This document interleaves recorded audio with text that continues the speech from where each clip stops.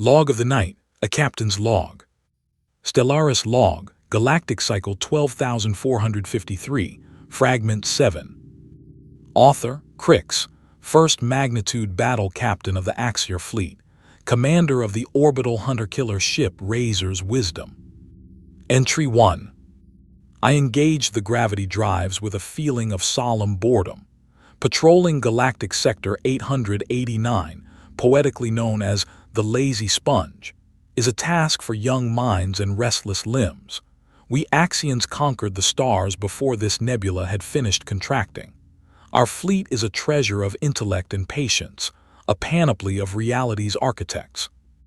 Razor's Wisdom alone, with her shape of a polished silver seed, could reduce a planet to a molten disk with a single firing of the singularity cannon. My crew is competent, well-bred. Thrax, my science officer, weighs his 8 tentacles with a gravity I find amusing. Zill, the navigator, has the best eyes in the fleet, capable of detecting an asteroid's orbital deviation from a light-year away.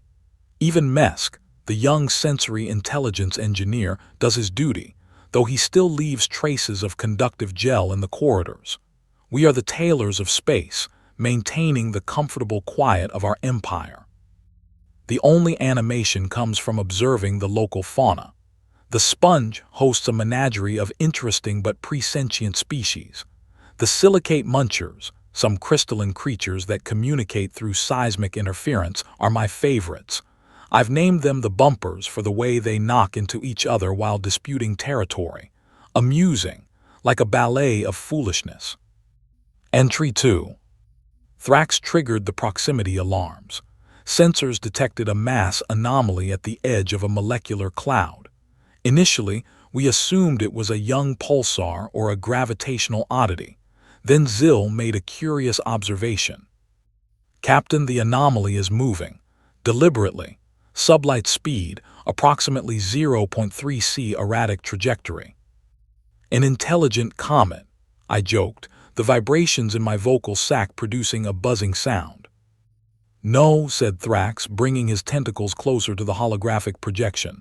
It has structure, axial symmetry. It is a ship. There was a moment of profound silence. A ship here in the Lazy Sponge. There were no significant species in our registries for this sector. Curiosity overcame disdain. I ordered a discreet approach, activating our spectral camouflage fields. We slowed and dove into the cloud like an Axxian predator from the home jungles. What we saw evoked pity rather than fear. The alien ship was a grotesque assembly. A shell of primitive composite materials, welded, riveted, glued. It had useless wings and a multitude of sharp protrusions gleaming dully in the starlight. It moved through space like a wounded animal, emitting uneven jets of plasma from its inefficient thrusters.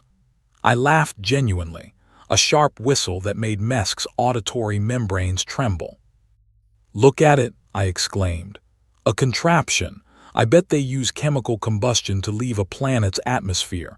How have they avoided self-destruction? Thrax analyzed the scans. Vitals, Captain, there are. Organics inside, bipedal. Only 2 locomotive limbs, 2 upper manipulative limbs. A unique cranial concentration of the nervous system. Fragile, they might break from moderate acceleration. Clumsy, said Zill, with his usual disdain. I decided to make contact. Not official contact, but a demonstration, to show them splendor, to enlighten their primitive minds. Perhaps they had servant potential if we could teach them not to scatter. I ordered the camouflage dropped. Razor's Wisdom emerged from the cloud like a silver phantom, smooth, perfect, 100 times larger than their lumpy pit. Starlight gleamed on our immaculate hull. We activated a single forward illumination array, a beam of pure light that enveloped their vessel. Then we waited. In our culture, such an apparition would have immediately triggered a complex transmission of fundamental mathematical symbols, a beautiful ode to logic. Their ship did nothing. For a few moments it continued to crawl.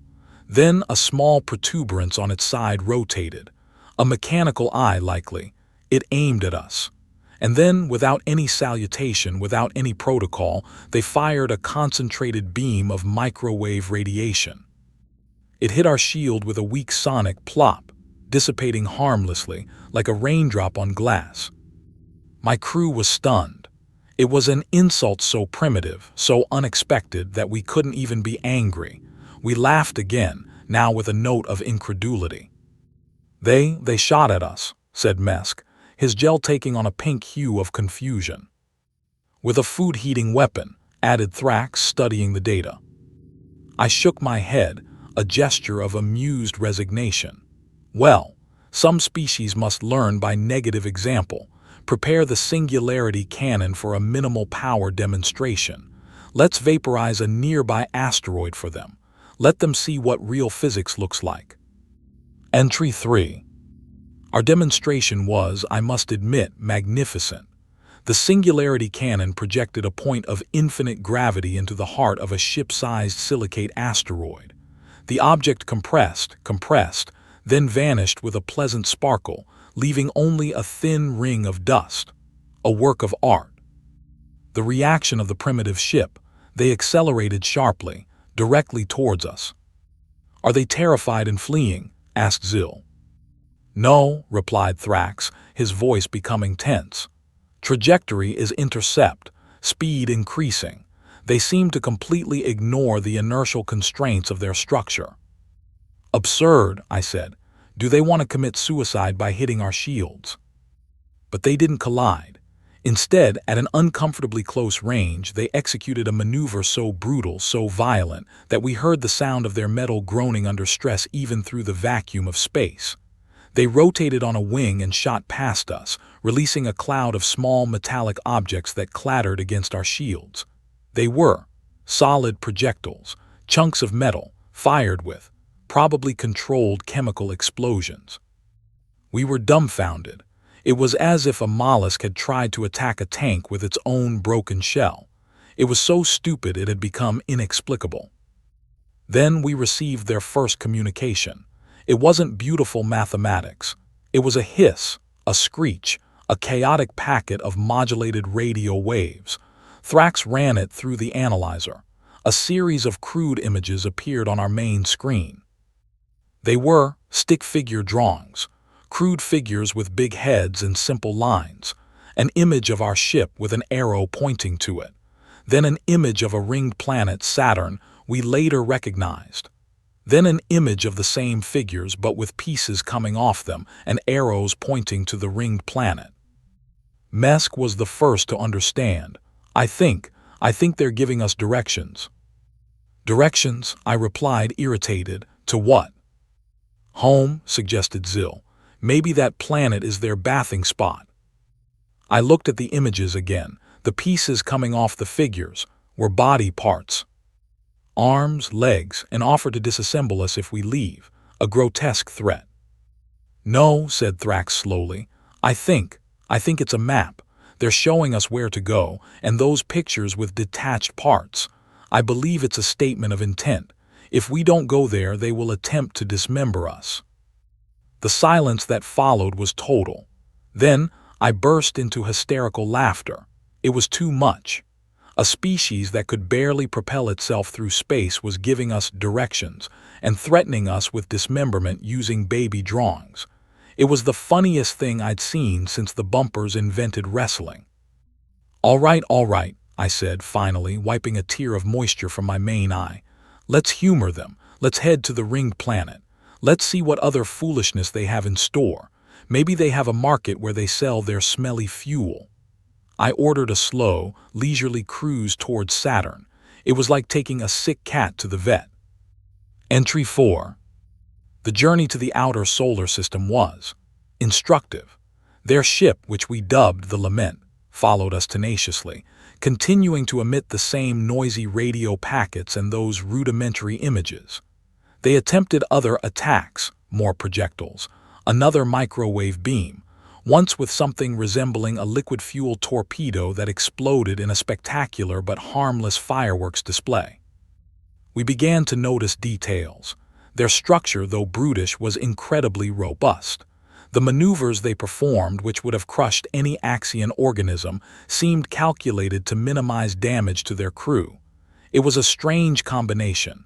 Stone Age technology, but a tolerance for G-forces that was impressive, hardened. Then we reached Saturn, and things became strange. Thrax did a deep analysis of their signals.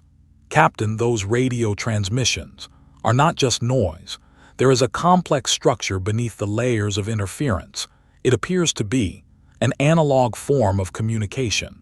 Whole chunks of information are packed into subtle variations of frequency and amplitude. It is inefficient but dense. What are they saying? We still don't know, but the data volume is immense, continuous. They talk nonstop to each other. We watched through sensors as the Lament now moved with surprising precision through the rings, avoiding ice chunk collisions. Then we saw something that chilled me. A small probe left their ship. It navigated among the ice fragments, collected a few, melted them with a laser tool, and shaped them into a precise form, a perfect tetrahedron, before returning. "Did they do ice architecture?" asked Mesk. "No," whispered Thrax. "They were testing instruments, calibrating, in dynamic conditions with collision risk. It's an aggressive maintenance routine." A cold shiver ran down my back ridge. It wasn't funny anymore. Then they did something else. They redirected all power from weapons and thrusters to a single parabolic antenna and emitted a narrow, focused radio signal directly at one of Saturn's moons, Enceladus. The signal reflected and returned to them seconds later. They repeated this dozens of times, with minor variations. "Scanning," said Zill, now in a low voice. "They're doing extremely high-resolution radar mapping, with improvised equipment." "Why?" I asked. "For what?" Thrax looked at the streaming data. Perhaps they weren't giving us directions home. Perhaps they were bringing us here to show us something. I ordered a deep scan of Enceladus, and what we found was a shock. Beneath the moon's ice in its subsurface ocean were clear signs of hydrothermal activity, complex elements, and a subtle trace of advanced organic chemistry. It was a potential environment for primitive life. "I think they're showing us a place where life could be," said Thrax, "or where resources could exist. It's a demonstration of their exploratory capability and inductive intelligence." But Mesk, the quiet Mesk, said something that halted all thought. He had been looking at the logs of their seemingly chaotic attacks. "Captain, their projectile attacks, I simulated them. If we hadn't had our shields active, if we had been a ship of similar construction to theirs, the first 2 salvos would have struck the command deck and the engine sector. The other attacks were to test our defensive response, to measure shield latency and regeneration speed." Silence. "And the fuel explosion?" I asked, my voice more hoarse than I intended. "To blind optical sensors and cover the movement of the calibration probe," said Mesk, his gel now a dark blue of intense concentration. "It wasn't an attack, it was cover, a tactic." I looked again at the Lament, now floating peacefully as if just admiring the view. For the first time, I felt a foreign sensation, one my culture knew only from stories. The fear of the predator realizing it has been stalked. Entry 5. We decided to end the game. It was time for direct, serious contact. We transmitted a simple, elegant packet, a series of prime numbers, followed by the fundamental equation of gravity. The Lament responded after a short pause, not with mathematics, with images. This time not primitive drawings, they were photographs, snapshots, a blue and green planet, huge vertical structures on its surface, cities, crowds of the same bipedal creatures in various settings, images of their own ship under construction in enormous orbital complexes that looked like metal wasp nests, images of other ships, larger, more menacing. And then images of combat, war, on their planet, explosions covering entire continents, hurling objects at each other that did something similar to a singularity cannon but through fission, not gravity, destruction on an industrial scale. The message was clear. They were not curious birds. They were not potential servants. They were a species that had built its civilization on a foundation of organized violence, that had perfected the art of killing each other to a hallucinatory degree. War for them wasn't a last resort. It seemed an almost permanent state, an engine of innovation. Thrax said what we were all thinking. They didn't invent space travel to explore. They invented it to have a bigger place to fight. Then they sent the final image. It was a schematic diagram of our solar system, with an arrow starting from the third planet Earth and pointing towards Axx'iar. It was just a star on their map, but the arrow was there, and next to it a simple symbol, two intersecting lines like blades. "They've made a connection," whispered Zil. "Between our spectral camouflage transmissions, graviton residue from the singularity demonstration.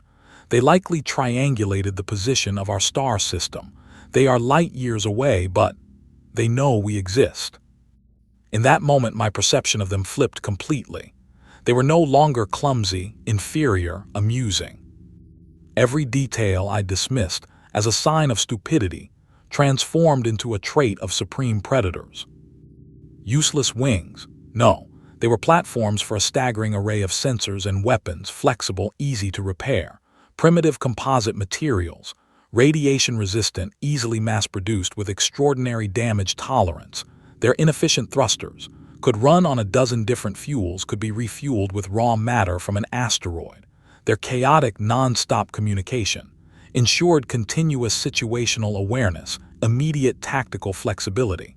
Their tolerance for G-forces allowed combat maneuvers that would turn us into syrup. They weren't building spaceships. They were building mobile armor nests designed for a single purpose, to survive and dominate a hostile environment. And their primary hostile environment was each other. "Captain," said Thrax, his voice solemn, "behavioral analysis. The initial aggression was not blind panic. It was a provocation test. It sought to evaluate our capacity to respond to a direct threat. The intercept maneuver was a test of agility and shield reaction. The probe cover offensive was a test of vigilance. They have been studying us. While we laughed at them, they were making a complete tactical profile of the Razor's wisdom." I felt a cold weight in my digestive sac. I had been right. It was like a ballet, but not one of foolishness. It was a predator's ballet. They had been the hunters. We had been the prey, starring, amused while being encircled. "What do we do now?" asked Mesk, his gel now gray, the color of anxiety. I looked at the lament.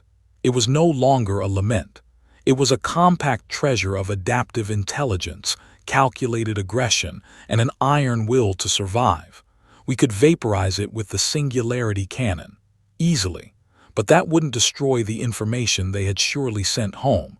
It wouldn't erase the arrow on their map pointing to Axx'iar. I realized that in our encounter, we had demonstrated technology.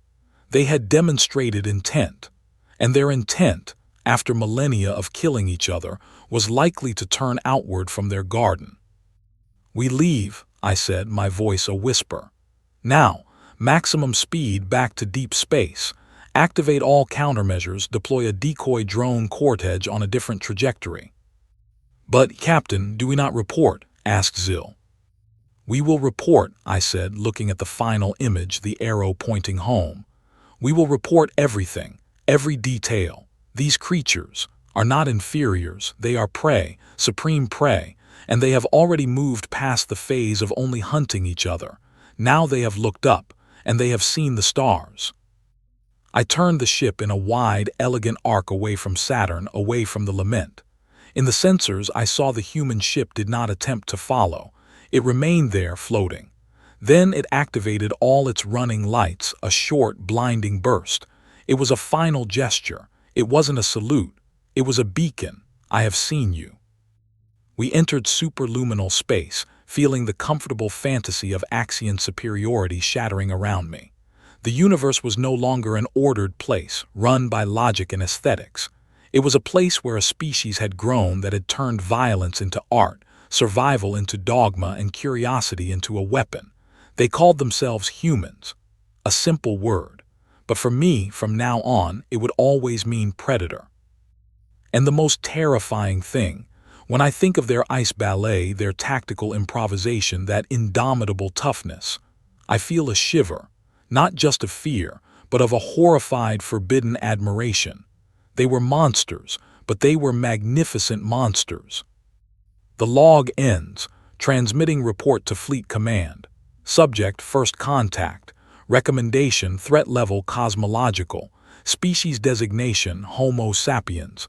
Self-designation, humans. Our name for them for internal use in our most private logs, the Star Hunters. I hope we will heed our own warning. Entry 6, Supplemental Deep Space. The return journey was silent, save for the hum of the gravity drives and the frantic tapping of tentacles on consoles as we compiled our report. The mirth was gone. The bridge felt like a tomb that had just discovered the concept of grave robbers. Thrax worked obsessively, correlating every scrap of data. Captain, I've re-examined the primitive materials of their hull. The composites are laced with microscopic self-sealing agents and piezoelectric fibers that stiffen under impact. It's passive reactive armor. They're chemical combustion engines. The exhaust analysis shows they were running a hybrid plasma-chemical cycle, capable of switching to pure mined asteroid volatiles in a pinch. It's not inefficiency, it's brutal pragmatism. Zill had been running simulations. Their attack patterns, if scaled to a fleet of even a dozen such vessels, their lack of centralized coordination becomes a strength. Each ship is an autonomous predator, reacting, adapting. Our fleet tactics rely on synchronized harmony. They would be like a swarm of Jacques krill cutting through a school of thoughtful silent gliders. I stared at the holographic star map, the blinking dot that was their home system, the blinking line that connected it to ours, and their transmissions home. Mesk, his gel now a stable, somber indigo, answered, continuous and burst-based. The noisy analog signal we first detected was just a carrier wave. Embedded in it were compressed data bursts, likely containing sensor logs, our shield frequency modulations, engine signatures, and the recordings of our laughter. They sent everything. The final focus transmission to Enceladus. I believe it was a final data dump, using the moon as a passive relay to boost the signal on a different vector, likely a redundant path home. So they had records of our mockery. Would they analyze it for tonal patterns, for signs of overconfidence? Probably. Recommendations in the report, I asked Thrax. He unfurled a tentacle listing points. 1. Immediate classification of Sol system as a hazardous contact zone. 2.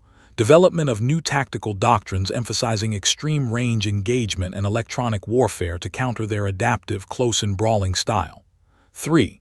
A moratorium on any further contact until a dedicated first contact fleet, armed for planetary siege, can be assembled. 4. Study of their history as inferred from their imagery. I've isolated recurring visual motifs of conflict across different technological epochs. Their progression is not linear peace to war. It is war to better war to war in new environments. Planetary siege. The words hung in the recycled air. We were architects, philosophers. The concept of siege was an ancient barbarism. Will command believe us? Zill wondered aloud. That a species using radio waves and solid projectiles poses a cosmological threat. They will see the crude ship, the simple drawings. They will not see the predator's calculus behind it. They must, I said, but the doubt was a cold seed in my gut. Our civilization prized elegance, subtlety, the long view. The human long view seemed to be a series of short, violent sprints towards the next weapon, the next frontier to conquer and fortify. I retired to my quarters, but sleep reflex was impossible. I called up the visual logs. I watched the lament's clumsy pirouette, the pointless projectile spray, the childish drawings. And now, with new eyes, I saw it not as comedy, but as a terrifyingly efficient intelligence-gathering operation conducted by entities with zero concern for theatricality or pride. They had used our arrogance as their primary camouflage. The final image, the intersecting blades next to our star, it wasn't just a location marker. It was a classification, a label. We were now a thing on their map, and the symbol for that thing was a weapon. Entry 7, Axx'iar high orbit. Command's reception was cool. The high adjudicators, their tentacles woven in placid patterns of authority, reviewed the data stream in the grand conclave chamber. Your report is evocative, Captain Krix, said Senior Adjudicator Vorn, his voice a model of modulated reason. The species exhibits undeniable vigor. However, your conclusions leap to strata of alarmism unsupported by technological disparity. A ship that cannot breach light speed, that communicates with modulated noise, that attacks with kinetic slugs. This is not a cosmological threat. It is a fascinating study in parallel, albeit stunted, development. I pulsed my vocal sac with forced calm. Senior Adjudicator, the threat is not in their current technology. It is in their psychology. Every artifact, every action is optimized for conflict survival. They do not have a military. Their entire civilization is a military with a civilian adjunct. Another adjudicator, Rel, chimed in. You speak of predators' calculus, yet your own log shows they responded to your peaceful demonstration with directions. Perhaps they are simply inarticulate. The blades may be a symbol for metal or craft, not a threat. They were seeing the shell, not the organism within. I was desperate. They triangulated our home system from residual emissions. They were profiling us for combat while we offered them beauty. Vorn made a gentle, dismissive ripple. A plausible theory, but also plausible is that they were attempting, in their crude way, to establish a common reference point. The blades could signify meeting. Your own heightened state after the encounter may have colored your interpretation. I was losing. Their logic was impeccable, rooted in our own sane, predictable universe. I realized I needed to speak not as a tactician, but as something they would understand, a philosopher. Esteemed adjudicators, I began, changing my tone, consider not what they have, but what they lack. That is usually a measure of inferiority, said Rel. Indeed, what do they lack? I pressed. They lack harmony. They lack aesthetic unity in design. They lack the serene patience to spend cycles perfecting a single gravity coil. They have none of the things we hold as the pinnacle of civilization. So what fills that void? What is the driving force of a species that lacks these things? It is the will to dominate, to secure, to possess. They are not building towards a grand unified theory. They are building towards a grand unified fortress. And a fortress, by its nature, must look outward for threats. They have now looked out and seen us. There was a longer silence. Vorn's tentacles untwined slightly, a sign of deep contemplation. You propose, he said slowly, that their very cultural deficits make them dangerous. I propose that what we call deficits, they call efficiencies. Our strengths, patience, subtlety, harmony, are potential vulnerabilities against a foe that sees the universe not as a tapestry to appreciate, but as a territory to control. They will not meet our fleet in a graceful dance of singularities. They will come in swarms of ugly, durable ships, piloted by beings who consider 10% survival odds a good day, and they will try to board us, to break our perfect machines with their crude tools, and to study the pieces to make their own tools sharper. The holographic star map between us glowed. Rel zoomed in on the Sol system. Their planet is lush, biologically dense, high levels of conflict hormones detected even in the atmospheric residue from their industrial emissions. It is a stressed world. Not stressed, I corrected, the horrible clarity finally finding its form. It is a forge. Their world is a forge that hammers them, generation after generation, and the product is a being that can survive anything, even us.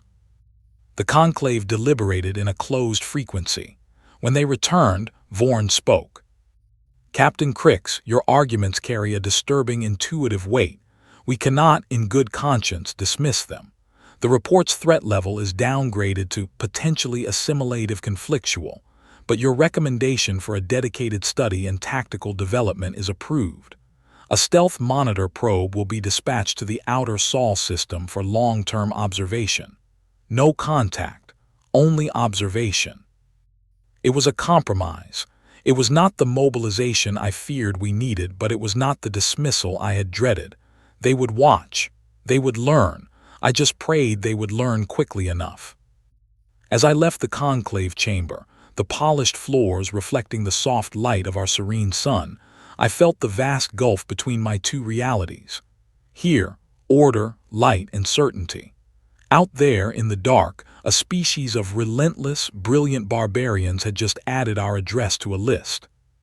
My personal log designation for the human file updated automatically. Homo sapiens, the Star Hunters. Status, quarantined. Priority observation, maximum. I returned to the Razor's wisdom. My crew awaited, their gels tinged with the anxious yellow of unresolved peril. We are to observe, I told them. Thrax rippled with understanding. So we wait for them to build a faster engine, to decode the principles of the singularity, to turn their knives towards the stars in earnest. Yes, I said, looking not at my perfect ship, but at the void where we had met them. We wait, and we watch the forge fire burn, and we hope, for the sake of all elegant and quiet things in this universe, that we can learn to build a door strong enough before they come knocking. The story of our first meeting was over. The long, silent prelude to whatever came next had just begun, and in my mind I could still see that final, blinding burst of light from the lament. Not a goodbye. A receipt. Log of the night. A captain's log continued. Stellaris log, galactic cycle 12,453, fragment 8. Author Krix, first magnitude battle captain of the Axx'iar fleet, commander of the Razor's wisdom. Entry 8. On patrol, edge of Axx'iar sovereign space. One full cycle of observation has passed. The Razor's wisdom was reassigned to a patrol corridor near the Hygeland Nebula, a posting that once would have felt prestigious and calm. Now, it feels like watching a single door in a mansion you suspect is already on fire. The data from the stealth monitor probe in the Sol system trickles in via quantum buoy relay. It is the focus of my every waking interval. Thrax has become its curator, his tentacles now permanently stained with the faint blue light of holographic displays. The reports are disquietingly mundane, which in itself is a terror. The humans are not building Dyson spheres or perfecting singularity drives. They are doing what they always do, more, faster, and with unsettling creativity. They have named the tetrahedral ice sculpture near Enceladus the Greeting, and it has become a pilgrimage site. Dozens of their clumsy ships have visited. They have not attempted to mine the moon or claim it. They have instead launched smaller probes that landed on the ice and began drilling, not for resources, for science, to look for microscopic life. The act is one of pure, aggressive curiosity. They are hunting for new life forms in their own backyard. Furthermore, analysis of their planetary transmissions, which flood space with an astonishingly energetic torrent of electromagnetic noise they call television, internet, and radar, has yielded a cultural goldmine. Thrax and Mesk have assembled a team of xenolinguists and behavioral analysts. Their findings confirm and deepen our nightmare. Human history is not a chronicle of philosophical enlightenment ascending from war. It is a dialectic of war and technology. Each major conflict, a concept they document with morbid, granular fascination, spawns a leap in innovation. Fission, digital computation, orbital rocketry, synthetic biology. Peace is merely the incubation period for the next, more efficient form of conflict. Their greatest cooperative achievements, orbital stations, planetary networks, are direct descendants of military projects. Their fictions are most revealing, Thrax reported during a briefing, his tentacles weaving a complex chart of narrative tropes. A staggering percentage of their popular culture involves scenarios of alien contact. The narrative split into two primary categories, one where they are conquered or uplifted by superior beings, and one where they are invaded and must, through grit, ingenuity, and shocking violence, repel or defeat the invaders. The latter category is vastly more popular and detailed. They have wargamed our potential invasion for a century. Zill looked up from a navigational chart. So they are paranoid. Not paranoid, I corrected, the cold seed in my gut having taken root. Prepared. They are practicing. They are running simulations against an enemy that until recently was theoretical. Now we have provided a data point. The most chilling revelation came from Mesk. He had been analyzing the background signals, the low-priority chatter. They have a global, decentralized network of enthusiasts who listen to space, amateurs, with homemade antennae. They call themselves SETI and radio astronomers. Captain, they detected our spectral camouflage drop and the singularity cannon discharge. They did not understand it, but they logged it as an anomalous energetic event near Saturn. The data was uploaded to a public server. It was discussed on a forum. Theories ranged from a natural pulsar to a secret human test to, he paused, his gel flickering, extraterrestrial activity. The latter was dismissed as the least likely by a margin of 72%. They had witnesses we never even considered, not official agencies. The swarm itself had eyes, and it was talking to itself, constantly sorting signal from noise. Entry 9. Command's first review of the observational data was today. Senior Adjudicator Vorn presided via quantum link. His demeanor was still one of serene authority, but the ripples in his tentacle tips were slightly more rapid. The biological and sociological data is invaluable, Captain Krix, Vorn began. The species' violent hermeneutic is confirmed. However, their technological trajectory remains subluminal, non-singularity. The assessment of potentially assimilative conflictual stands. The monitor probe will continue its passive role. I felt a surge of what I now recognized as a very human emotion, frustration. Senior Adjudicator, with respect, you are measuring the sharpness of their claws, not the direction of their gaze. Every resource they expend on science is an investment in future capability. They are not building a civilization. They are building an arsenal, and the library is just the annex where they design the next weapon. They have already extrapolated from a single encounter. There are factions among them now advocating for a massive increase in what they call Space Force funding, citing our unprovoked demonstration of power as justification. It was true. Their planetary leadership councils were embroiled in debates, their communication channels blazing with arguments. The incident had become a political tool, a catalyst. We hadn't frightened them into submission. We had given them a deadline. Vorn was silent for a moment. A single data point is not a trajectory. To act on fear is to descend to their level of reactive psychology. We will observe. We will model. Perhaps they will mature. Contact with the idea of a wider cosmos may catalyze a philosophical shift. He believed in the transformative power of knowledge alone. He believed that seeing the stars would inevitably inspire harmony. He had never met a species for whom the stars looked like high ground to be captured. The only shift it will catalyze, I said, keeping my vocal sac vibrations even, is in their rocket fuel efficiency and warhead yield. They do not want to join a galactic community. They will want to audit it, then tax it.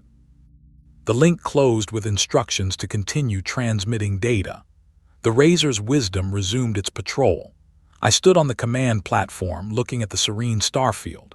Somewhere out there, in a single, tiny system, a forge was hammering at full tilt, and the ringing of the blows, translated into radio waves, was slowly flooding into the silent galaxy. Entry 10, the anomaly. It was Zill who found it, a tiny distortion in the quantum buoy feed from the Sol probe, not in the main data stream but in the diagnostic carrier wave. A pattern. It was subtle, a series of phased pulses that mimicked background cosmic noise. "It's buried in the return signal," Zil said, his large eyes narrowed to slits. "It's not from the probe. It's attached to the probe's signal, like an echo that isn't an echo." Thrax and Mesk descended on the data.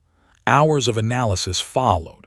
The conclusion was inescapable and sent a jolt through the entire crew. "The humans have found the probe," Thrax announced, his tentacles rigid with shock. "Not only have they found it, they have hacked its quantum buoy communication line. They are using our own relay to send a message back to us, piggybacking on our signal." A sense of profound violation swept the bridge.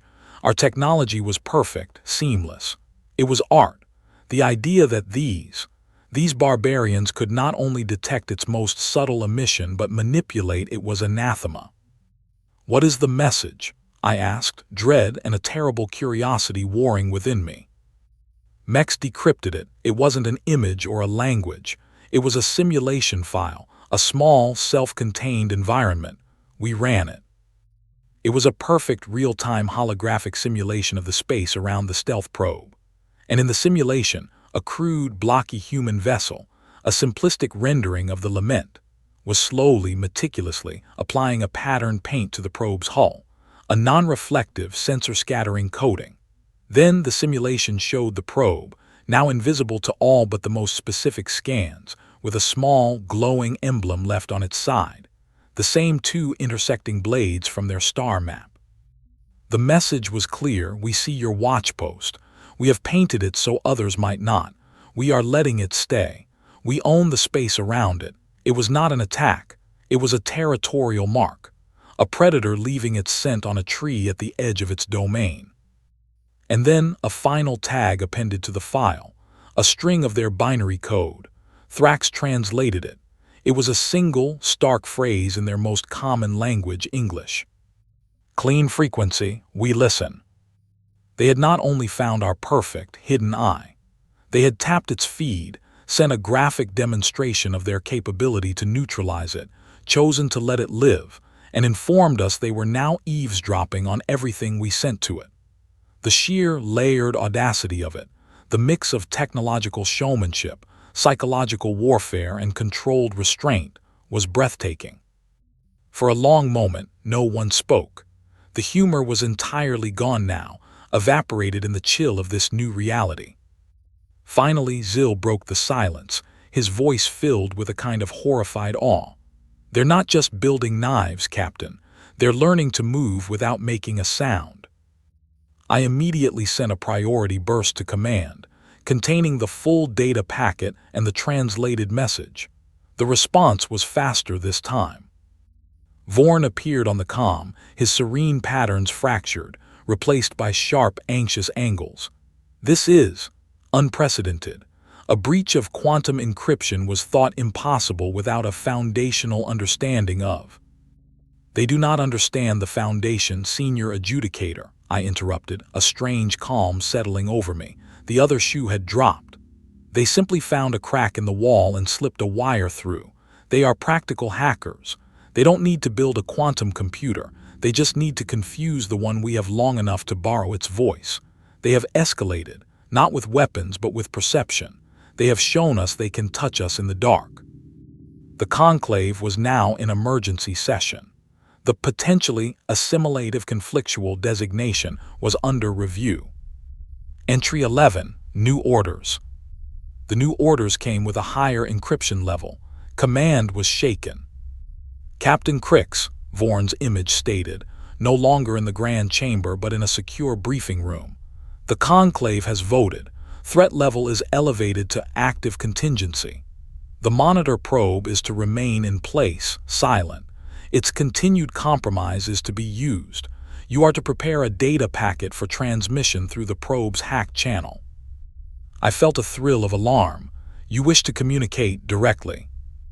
"Not communicate, dissuade. We will transmit a curated data stream, a demonstration of overwhelming force. Scenes of our fleet maneuvers, planetary-scale engineering, the power of the singularity cannon against fortified targets. We will show them the futility of conflict. We will awe them into a proper, respectful silence. It was a classic Axx'iar strategy: display sublime power to ensure peaceful coexistence. It had worked on a dozen emerging species across the millennia, but those species had not been forged in humanity's particular hell. "It will not work," I said flatly. "You will not awe them, you will give them a target list. You will show them what to aim for, what to reverse engineer, what to envy. You will not make them silent, you will make them take notes." Vorn's tentacles stiffened. "Your perspective is noted, Captain, and colored by your unique experience. The decision is made. Curate the transmission. Focus on scale, harmony, and undeniable power. Let them see the civilization they would foolishly challenge." I was to become a propagandist for a civilization that did not understand its audience. With a heavy heart, I ordered Thrax and Mesk to assemble the most impressive, non-technical visuals we had. Fleets of silver seeds moving in flawless synchronicity, Dyson segments being arranged like jewelry, gas giants being gently nudged into new orbits for aesthetic improvement. As we prepared the packet, I added one thing of my own: a single image buried in the metadata where only a truly obsessive, paranoid analyst might find it. It was a still from their own history, taken from their broadcasts, a photograph of one of their ancient stone fortifications, battered and broken, with a crude flag planted on top of it. The flag was not of the original defenders, but of a different human faction. The caption in their language read, "Castle Falls, Lessons Learned." It was my own desperate message in a bottle, a warning they would probably never see, and if they did, would likely misunderstand. But I had to try. Entry 12, the transmission and the echo. The packet was sent. A symphony of light and grandeur, a ballet of cosmic power, streamed through the compromised probe back towards Earth. It was the most beautiful lie I had ever told, a portrait of a civilization too powerful to fight, too enlightened to hate. We waited. The humans did not respond for 73 of their hours. Then the probe's hacked channel activated. Not a simulation this time. A direct, tight-beam audio-visual transmission. It was addressed specifically to the Razor's wisdom, using our ship's identification signature. On the screen, a human appeared. It was seated in what looked like a command chair, but less elegant than ours, functional, wired, surrounded by screens. It wore a plain uniform. Its face was hairless around the mouth and eyes, its skin a pale tan. It looked calm, tired, determined, not awed, not frightened. It spoke. Its language was translated by our systems with a slight delay. "To the vessel Razor's wisdom and to the Axx'iar civilization, we received your transmission. Thank you for the information." The voice was flat, devoid of the musicality or deference we expected. It was the voice of someone reviewing a report. "We have analyzed the content. The technological achievements are significant. The implied scale is noted." It paused, looking slightly off-screen, then back. "Our analysis also indicates several potential vulnerabilities in the synchronization patterns of your fleet formations. The energy signature of your primary weapon suggests a recharge cycle that could be exploited. The structural composition of your Dyson segments, while elegant, has a predictable stress tolerance under specific resonant frequencies." My crew froze. Thrax made a small, choked sound. They weren't praising our power. They were briefing on its weaknesses. They had watched our grand parade and had not seen majesty. They had seen a machine to be disassembled. The human continued. "We have no desire for conflict, but we have a proven historical inability to tolerate existential threats or perceived threats that we cannot understand or control. Your presence in our system, even as an observer, constitutes such a perception." It leaned forward slightly. "Therefore, we propose a new paradigm, not observer and observed, not superior and inferior, a mutual verifiable standoff. You recall your probe. We will not pursue its point of origin for a period of 100 of our years. In that time, there will be no further Axx'iar intrusions into the Sol system, no contact. This is not a request born of weakness. It is a boundary drawn from strength. It was an ultimatum, wrapped in the language of diplomacy, but an ultimatum nonetheless. They were giving us a century to back away, implying that if we didn't, they would not just find our probe but pursue its point of origin. They were threatening to hunt us. "Your demonstration of power was impressive," the human said, a hint of something, not a smile but a tightening of the facial muscles flickering across its features. "Ours would be different. It would be messy. It would be persistent. And it would be very, very difficult to ignore. We suggest you consider the clean frequency." The transmission ended. The screen went dark. The bridge was colder than the void outside. The silence was absolute. Zill finally spoke. They just assessed our greatest show of force as a tactical puzzle," Thrax finished, his voice hollow. "And then they threatened to visit if we didn't clean up our toys and go home." Mesk's gel was pure white, the color of shock. 100 years for them, that's 4 or 5 generations. That's not a retreat, that's a timeline. I understood now with perfect, dreadful clarity. They were not offering peace. They were issuing a deadline for their own preparation. In 100 years, they would either be ready to meet us as equals, or they would have developed a way to make meeting them our problem. The clean frequency was their demand for a head start. I compiled the entire exchange and sent it to command. The response was a single terse order: return to Axx'iar, immediate debrief, probe to remain, channel silent. As I ordered the helm to plot the course home, I looked back at the starscape, towards the insignificant dot that was Sol. The laughter was a distant memory. The pity was ash. All that remained was a cold, grinding respect, and a fear that was no longer for myself, but for my entire, beautiful, complacent civilization. We had met the star hunters, and they had not roared or charged. They had simply looked us in the eye, calculated our height and weight, and told us to get off their lawn. The most terrifying part, they said please. End of log fragment. Status update: course set for Axx'iar Prime. Estimated arrival 18 cycles. Crew psychological state anxious re-evaluative. Captain's personal log classification for humanity updated. Homo sapiens the star hunters. Status contained temporarily. Threat projection exponential. Recommended action unknowable.